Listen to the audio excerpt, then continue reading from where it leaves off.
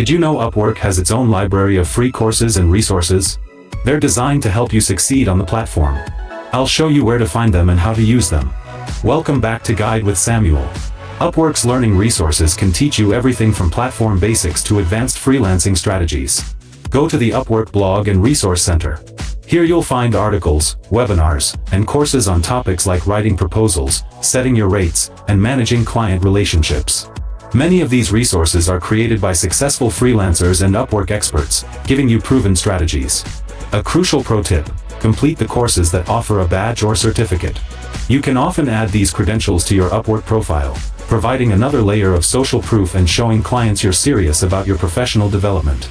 And just like that, you can get free training from the platform itself. Using Upwork's resources is a smart way to sharpen your skills without spending extra money. Which Upwork resource have you found most helpful? For your final question, subscribe for our next video on how to take the Upwork Pro Services exam. Thanks for watching.